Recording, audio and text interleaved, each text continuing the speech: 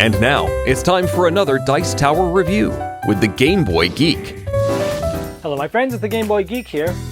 Today we're going to be citizens of Verona, and we are going to try to settle some arguments and some fights against two major types of people, between the Montagues and the Capulets. We're trying to form a city council to see which people are on the council and which people are exiled out of Verona. We're playing a little light card game here, 2 to 5 players, called the Council of Verona from Crash Games. 2 to 5 players, it says ages 13 and up, 15 to 16 minutes, usually it's a quick game, 15 or 20 minutes usually, 30 it's the absolute one. Quick light game, kind of in the realm of that love letter type, there's only a few cards in the game, and it plays rather quickly, it has some interesting things that happens. Let's check it out, I'll show you how it's played, and I'll see you on the other side.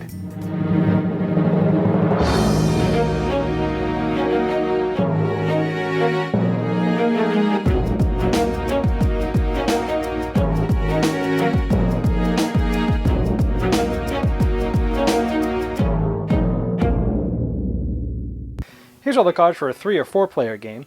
In Council of Verona, you are citizens of Verona trying to sort of make peace and tell who is going to be on the Council of Verona. There's 2 sides. We have the Capulet, which is notated by the red C's on some of these cards, and the Montagues that are in the blue M's here. And then we have some neutral people, and some of the people are actually part of one faction or one set of people, and they're also neutral. So how the game starts is these cards are pretty much put all together, and they kind of go all together in one deck, and one player gets to take a card and pick which one they want, and then they pass the card, all the rest of the cards, to the next person. They look through them and select one, they pass it on, he looks through them and selects one, and this just keeps going until everybody has the same amount of cards.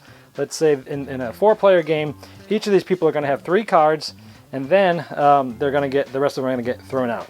Now this is a 4-player game, so these are the 4 colors selected, blue, green, red, and yellow by the 4 people. Each of them are going to get 3 betting tokens, 0, 3, and 5 are the ones, and on the other side they just have a V, and that's how they will pretty much hold them so nobody can tell how they're betting. So how a round works is we have the council, and then over on the side over here we have exiled outside of Verona. And one at a time, starting with the start player, they're going to pick one of their 3 cards, they're going to place it face up, and play it either exiled over here, like this, or on the council. And each card has one of 2 things. Either they're going to have an agenda with some betting spots that you could fit tokens on, or they're going to have an ability. Let's look at some of these. There we have Romeo. I placed this down. His agenda, which means at the end of the round, if Romeo and Juliet are together, anybody that bet on this person would score these points assuming they are together, meaning they're both on the council or they're both exiled, as long as they're together. So if I was the yellow player, I might play this token right there. After you play a card, you have an option to play one of these tokens. You don't have to, but you can. You only have 3 of them throughout the whole game of the round. And they have different spots here, +1, 0, and -1. So if this indeed is true at the end of the round, which means Romeo's with Juliet, we would flip these over. This person's going to get whatever this is worth, +1. The person here's going to get whatever it is, -1. And it's the next player's turn. Maybe he plays this guy in the council, which his agenda is more Montagues than Capels on the council. And so maybe this guy was red, and he puts a token right there. And the third player, maybe plays this gentleman, Prince Escalus. Agenda, either equal number of Montagues and Capulets on the council, or at least 4 neutral on the council. This guy's neutral, and he's on the council. And maybe he doesn't decide to put anything yet. He waits and sees. The 4th player plays, and he's going to play Juliet, which says Juliet and Romeo are together. Then maybe he's going to screw this guy over because he thinks he's bet on him. So he's going to put her over in exile, so now they are not together, and he's not going to bet anything right now. Then the next player plays this card, Friar Lawrence. Move 1 character from exile to council.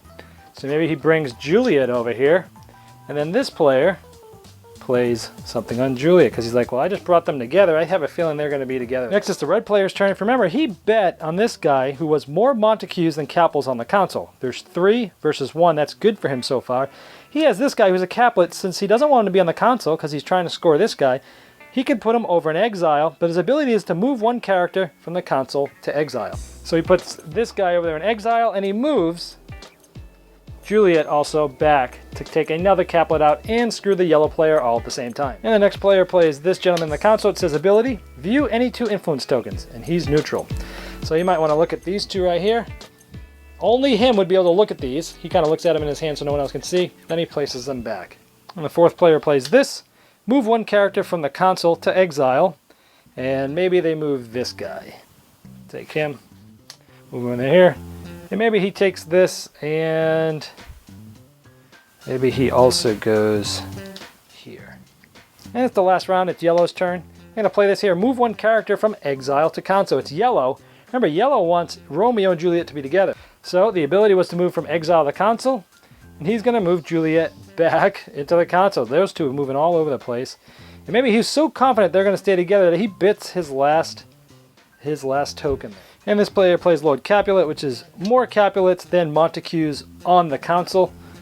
And let's say he plays that one there. And the next player plays this one, which says, ability, swap two influences. They put them in exile, and they swap this green for this yellow. And a couple people might be angry, maybe not. And then they place one also maybe here. And the last person puts this person here, swaps two influence tokens. So maybe he does something like this, and then he's going to place one of his own tokens on this guy right there. So now that everybody has played all their cards, going around one more time, everybody can place one last thing if they want. And so maybe some of them place it, maybe some of them decide just not to, and not to. So that would be the end of the round. So we go through the ones that actually have scoring on them, and we look and see if their agendas were met. Agenda, is Romeo and Juliet together? They are. So both of these are going to score. So we would flip these over, and we would score all these. So for example, now they have a little scoring here. So yellow is going to get 5 plus 3, and this one's in a +1 spot.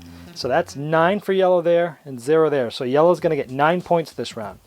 Blue is 5 minus the 1 spot here, which is 4. And 3 minus the 1, this is actually green. So the blue is going to get 4 points for this one. Green's going to get 2 points, 3 minus 1, and these two were zeros. But red's going to get 1 because it's 0 plus 1. So you'd be taking score sort of on a sheet of paper. That's how you score these ones. This gentleman, more Montagues than Capulets. Are there more Montagues? There's 1, 2, 3, 4.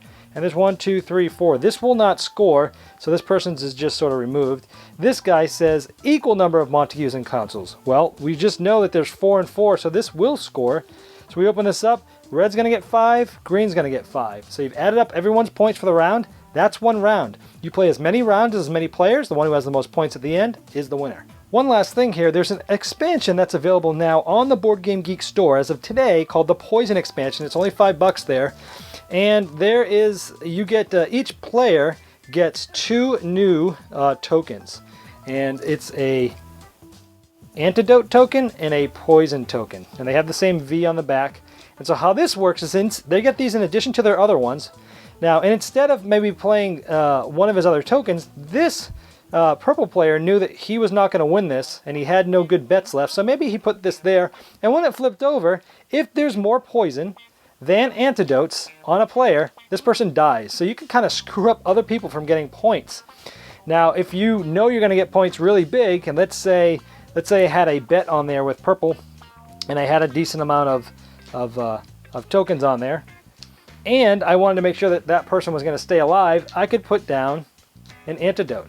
And so as long as there's not more poison than antidotes, the person dies. So it's a way of kind of trying to keep people that you know you're going to score, or really screwing up and killing people that are going to score a lot of points when you're not one of them. And it does add just another dimension to this great game.